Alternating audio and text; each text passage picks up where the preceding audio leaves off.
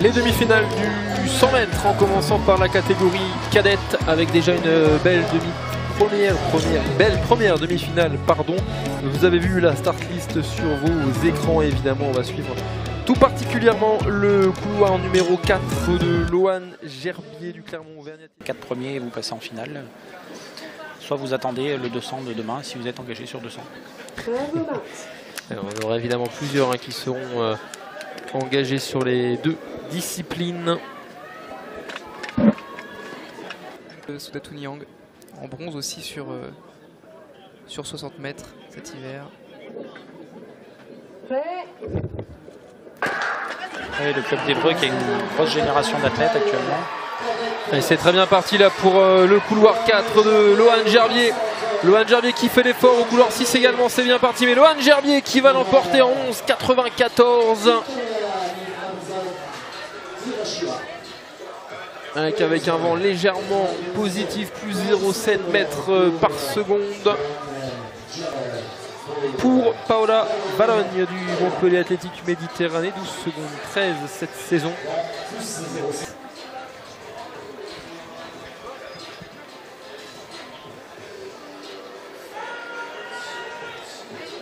On le voit, Lohan Gerbier, un petit gabarit, mais ça tire sur les bras. Ah, elle est très tonique.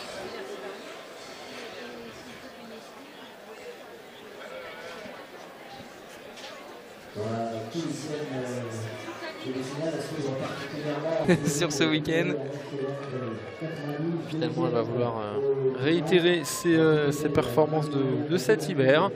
Il faut aussi office de répétition avant les Fauges qui auront lieu à la fin du mois. On va suivre notamment le couloir 4, là encore, le couloir 4 de Vanessa Loculi du Lamien Université Club, celle qui a un record personnel en 11,69 justement. 8e des Europes juniors l'an passé justement sur la discipline du côté de Jérusalem, qui sera au couloir numéro 4. C'est au couloir numéro 7. Et au couloir numéro 2, on a aussi Loumar Barmada du Nancy Athlétisme Métropole. Elle a axé sa saison estivale sur 100 mètres, mais elle est championne de France en salle sur 200 mètres.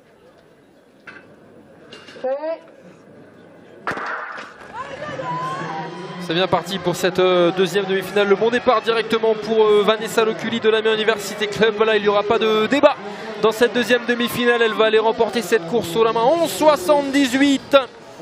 Le gros chrono là déjà de Vanessa Loculi dans cette deuxième demi-finale. On se rapproche de la meilleure performance française de la saison. On va vivre tout à l'heure une belle finale. Le vent avec la tribune, comme il vient de derrière, donc, suivant comment il rentre, je pense que les athlètes sont plutôt de face au départ et de face à l'arrivée. Après, entre les deux, ils ont peut-être des moments où il est un petit peu plus dans le dos en faisant le tour de la tribune. Mais ça donne des affichages un petit peu particuliers quand même sur le chronométrage, enfin sur les mesures de vent annoncées par les thermomètres, pardon. Et là, il y avait moins de 6 apparemment. Donc, ce qui explique qu'elles aient couru globalement un peu moins vite que sur la course d'avant. Évidemment, ça joue sur les athlètes, évidemment. Après, vent négatif ou non, en tout cas, Vanessa Loculi a marqué les esprits.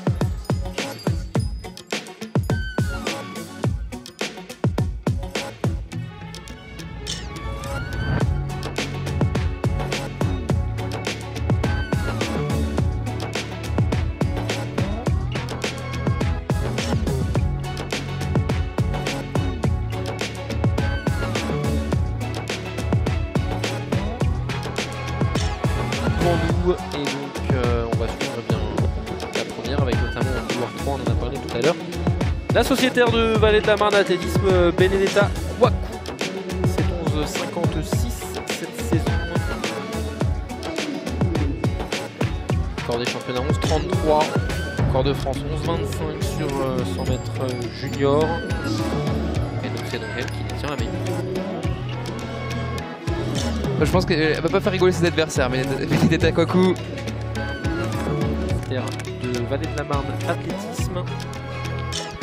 On aura malgré tout quelques adversaires de taille à l'image des athlètes de l'Athlé 91, notamment Oran Doumbé et Grastad qui rentreront en lice tout à l'heure dans la demi-finale suivante.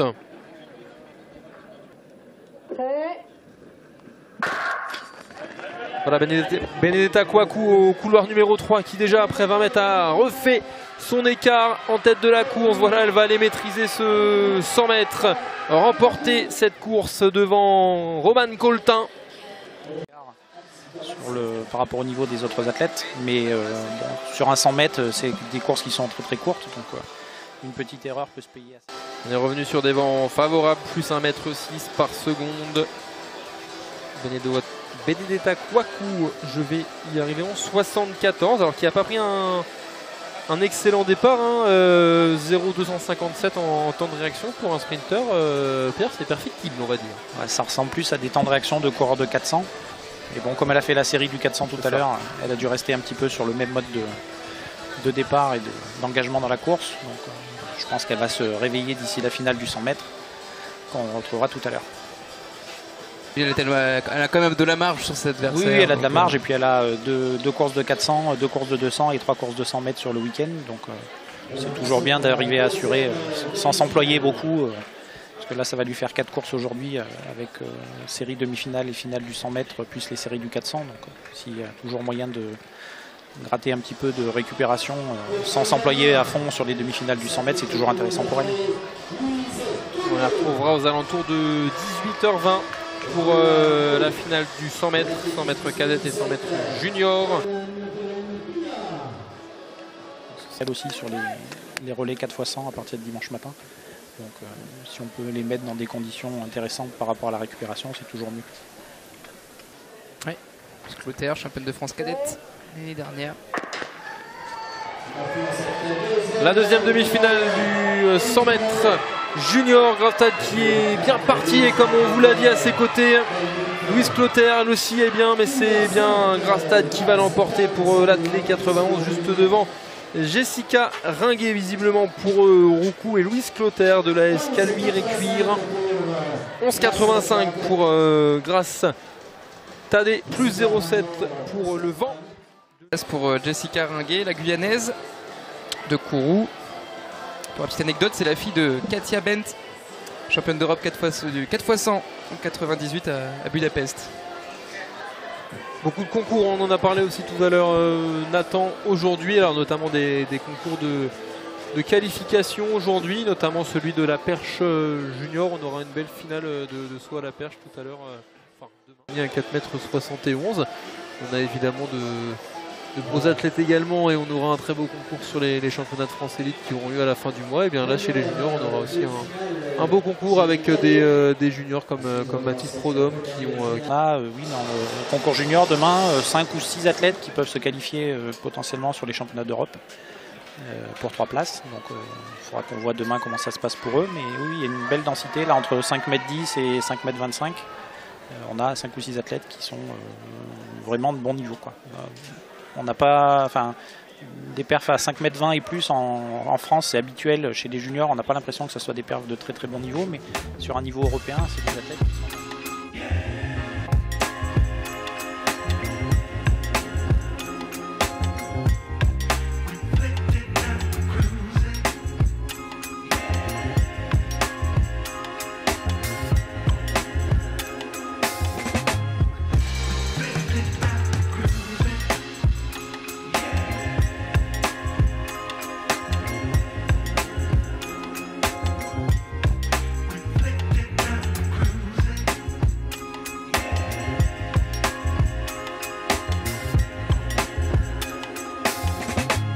beau duel hein, entre Loane Gerbier et Vanessa Locouli. Surveillez bien le couloir numéro 3 et le couloir numéro 5. Cette saison.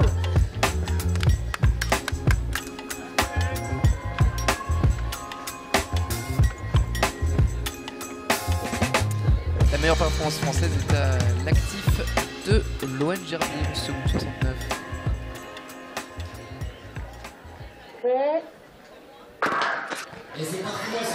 Loane Gerbier au couloir numéro 5, Vanessa Loculy au couloir numéro 3, la finale du 100 mètres est bien parti, c'est bien parti au couloir 3 pour Vanessa Loculy du l'Amiens Université Club qui va aller l'emporter en 64.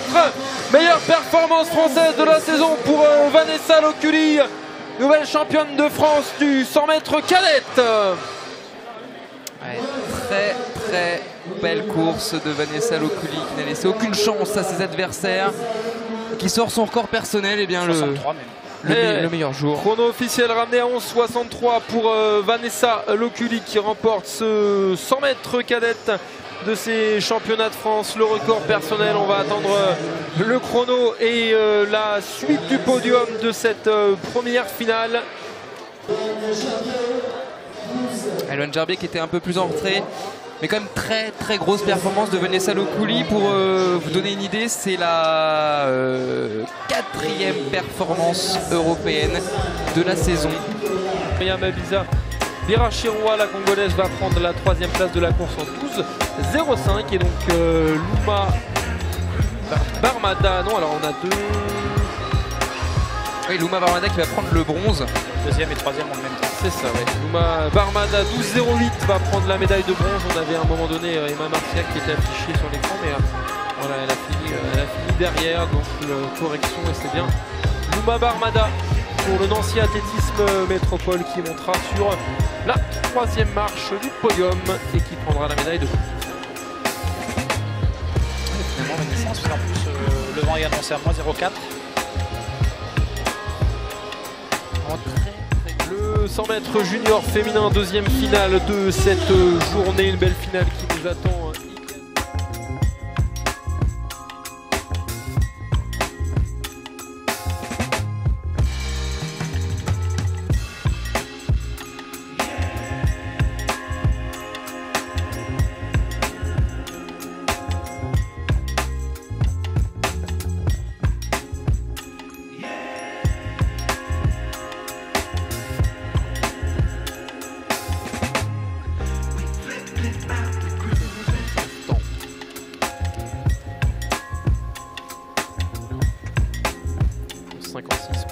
Benedetta cette saison, 69 derrière pour Grasse.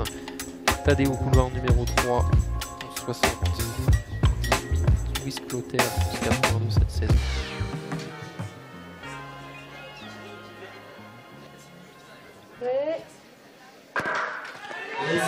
Benedetta Kwaku au couloir numéro 6 qui a fait un bon départ et qui va refaire son avance déjà sur ses concurrentes. C'est bien parti aussi au couloir numéro 3 de Grastad. En effet, Grastad pour l'athlète 91, 11, 68. On va attendre le chrono officiel dans cette course pour la sociétaire de l'athlète 91. 11,66, meilleure performance française de la saison pour Grastad, championne de France du 100 mètres junior devant très probablement Benedetta Kwaku qui ira chercher la médaille d'argent, 11,68. Elle aussi qui bat son record, qui a sa meilleure performance. Jessica Ringuet qui complètera le podium, 11,73. 11,73 en effet pour la 3e place, et en effet on s'est un petit peu emballé sur la meilleure performance française de la saison, puisque la meilleure performance de cette saison, vu qu'on a dit que Benedetta Kwaku justement avait été naturalisée assez tard dans la saison, n'a pas été considérée comme meilleure performance française, mais c'est bien elle qui l'a détenue avec ses 11,56. Et néanmoins grâce à Tadé qui va chercher la médaille d'or dans ce 100 mètres junior en 11,66. Elle en tout cas elle améliore sa meilleure performance française, sa meilleure performance de la saison et son record personnel. Elle a bien résisté au retour de Benedetta Kwaku. Très très belle victoire pour Grastad. Et Jessica Ringuet, on le disait, la Guyanaise qui prend La 3e place, vous le voyez, avec un record personnel, 11,73. Un beau record personnel, hein, parce que on était à 11,86.